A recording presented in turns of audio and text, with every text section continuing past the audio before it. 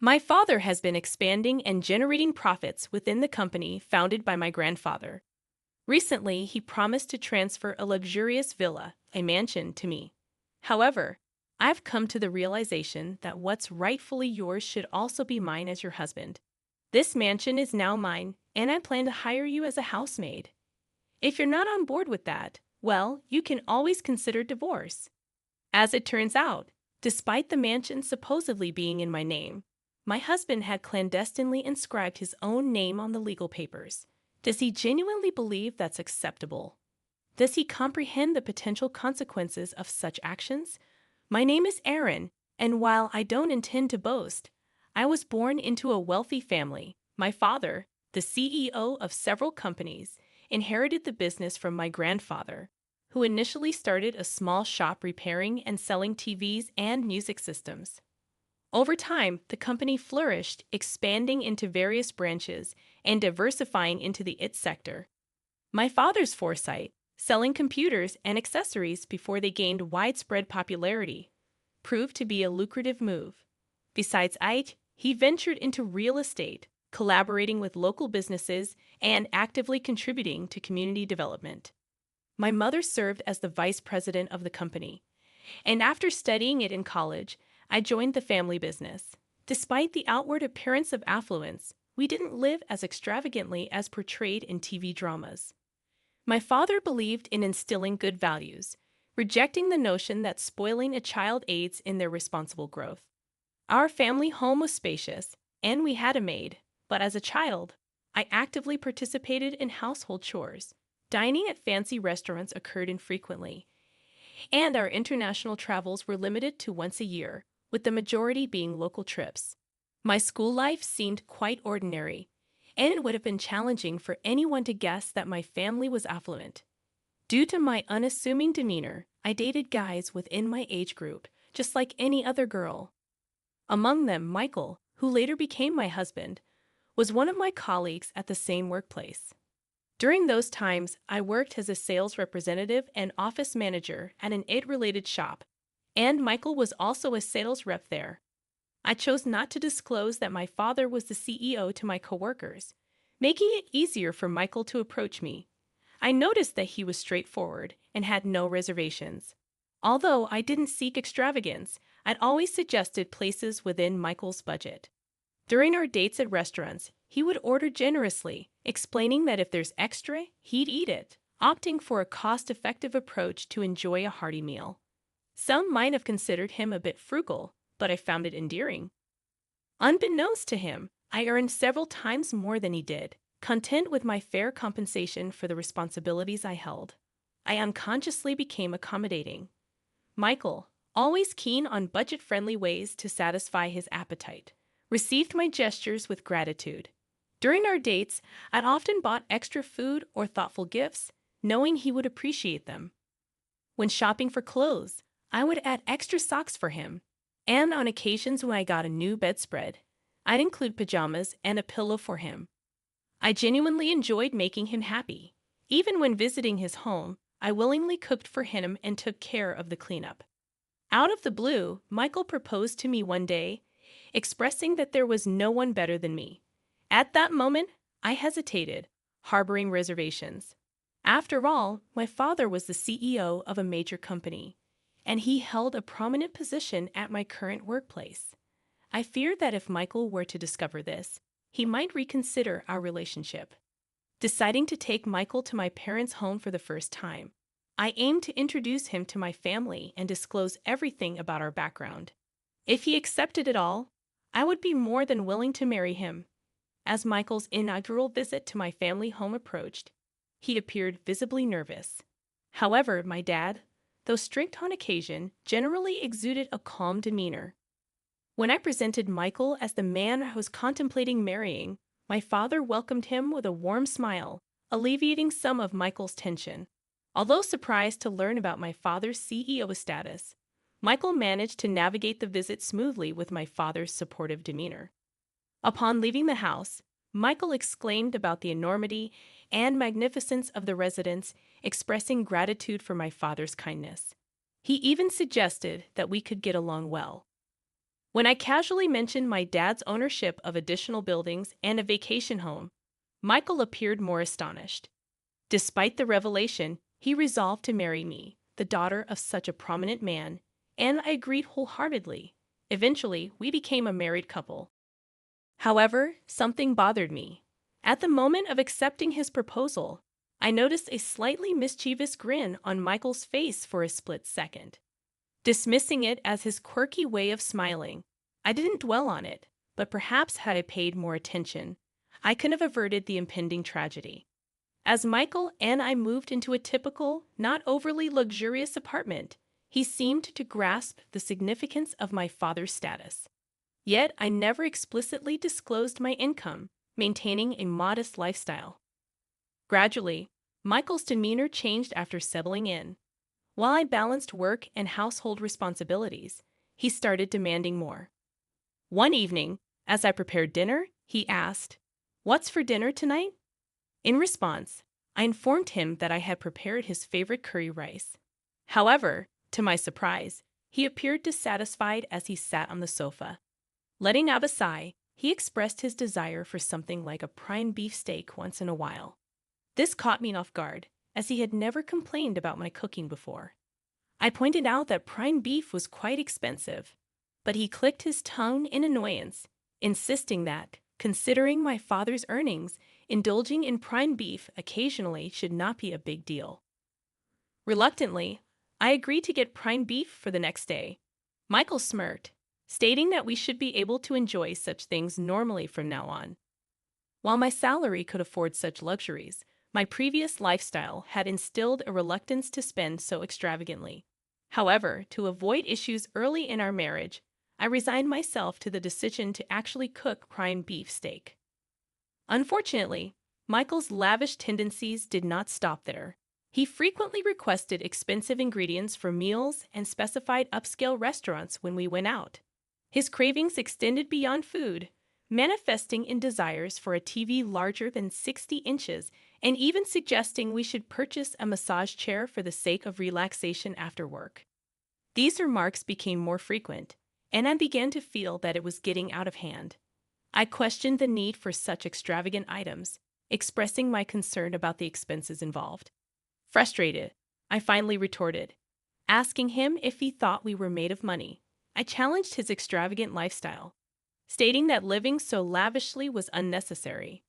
In response, Michael made a displeased face and clicked his tongue again, expressing his discontent. He argued that, as the husband, he contributed to the household expenses and insisted that I should listen to him. However, his statements puzzled me, as his contributions, while appreciated, did not amount to a lavish sum. In fact, I contributed more, a fact I never disclosed to him. Despite my substantial financial input, he made these assertions without hesitation. This change in Michael's behavior left me questioning his mindset. He was not like this before, and I couldn't comprehend why he had changed at that moment. I found myself in a state of confusion, unable to comprehend Michael's recent behavior. In response to his audacious requests, I decided to temporarily appease the situation by telling him, "All right, I'll think about it." Little did I know that the explanation for his bold behavior would become apparent just a few days later. On that particular day, my father summoned me to the office of our shop where I worked, claiming that he had something important to discuss. While Michael was engrossed in his work, my father entered the office and initiated a serious conversation. He expressed uncertainty about how much longer he could continue as the CEO and hinted at the possibility of me taking over in the future. Furthermore, he mentioned transferring the vacation home to me. This vacation home, briefly mentioned to Michael earlier, resembled a large lodge located about a 30-minute drive away. It was a place where my father used to host gatherings with town shop owners, under the guise of meetings. Although such meetings were no longer held, the house was consistently ready to be lived in, maintained by a housekeeper. My father offered me the freedom to use the vacation home however I wanted. This proposition left me torn, as I had no concrete idea of how to utilize such a property. The vacation home boasted over 6,000 square feet, with a lavish garden surrounded by nature, akin to a mansion. Lacking the social connections to host significant parties, I contemplated keeping it as an asset. I conveyed to my father that I would positively consider his proposal but needed more time to make a decision. He assured me there was no rush and left a contract on the desk before departing the shop. Returning home after work, I leaned towards accepting the mansion, intending to give it further thought the next day. However, the following day brought an unexpected turn of events. Upon arriving at work, I discovered that Michael, who typically arrived before me, was absent from the shop. Intrigued, I entered the office only to find him there. Instinctively, I asked, "What are you doing here?" To my surprise, he flashed a document in my face, stating, "I overheard the conversation about the mansion yesterday. Sounds like an amazing deal, right?" Dumbfounded by Michael's audacious move, I reluctantly signed the document he flaunted, a contract my father had handed me just the day before. Shockingly, Michael had inscribed his own name on it. I was utterly taken aback and couldn't help but express my disbelief. "What on earth are you doing?" I questioned him, but Michael, without a hint of remorse, casually responded, "Why not? Your dad said he's giving away an amazing mansion, right? If you won't decide, I figured I'd take it." He said this with a smirk, but there was no way I could accept it. Persistently, I pleaded with him, emphasizing the house's worth of $4 million and my father's intention to give it to me. However, Michael dismissed my concerns with a nonchalant laugh. $4 million bucks? Dan, that's impressive. Think about it. I have the right to this mansion because you're my wife, and I'm your husband, so I have a right to what's yours. Moreover, your dad really likes me. He probably won't have any complaints. So from today, this villa is my house. If you live in a wealthy house, you've got to make use of it. How about I hire you as a maid in this mansion? If you have any complaints, I'll divorce you anytime, he confidently declared. It was at that moment when I recalled Michael's past actions and words, and everything finally clicked. He seemingly had no qualms about taking from others, even if it meant practically stealing, without feeling guilty. During our dating days, I'd always showered him with gifts, but he never reciprocated. My giving nature might have corrupted him, leading him to believe that what was mine was automatically his. My dad's kindness to Michael likely made him feel my father was easy to manipulate, and perhaps he perceived me as even more gullible. With a plan forming in my mind, I decided to confront him. I declared, "Fine then. This mansion is yours, but I'm not going to be your maid. Let's get a divorce. Take care." After that, I returned to my job and, during my lunch break, called a divorce lawyer to initiate the process. Michael, seemingly unfazed, responded with bravado, claiming he was fine with it and canceling the lease on his current place. Little did he know that tragedy was about to hit him, and he just hadn't realized it yet. Later, I went back to my parents' place and shared everything with my father. From that point on, everything unfolded according to my plan. A few weeks later, Michael called me in a state of panic, having received an enormous bill. While his shock was understandable, it was only fair, considering the fixed property tax on the $4 million house he had claimed as his own. I casually informed Michael that he should expect to pay around that much for the property tax. However, he appeared utterly clueless, lacking knowledge that paying tax on owned property is common. Normally, my father would have covered the tax if he had received the property, but upon hearing the entire story, my usually calm father was furious. Despite my warnings about my father's strict nature, he declared he can have it if he can afford it, and accepted the property transfer to Michael. To be honest, a part of me wanted Michael to learn a tough lesson, and there was no way he could afford the hefty amount. Frustrated with Michael's persistent pleas, I decided to deliver a final blow. The annual property tax, I revealed, amounted to about $60,000. It dawned on me that Michael always had a mindset of trying to take advantage of his friends, possibly driving them away and leaving him without anyone to teach him common sense. Acknowledging that I may have been a bit unreasonable, I admitted that my once cute perception of Michael had drastically changed. Without any sympathy left, I hung up the phone. Subsequently, Michael couldn't sustain living in the house and faced forced eviction.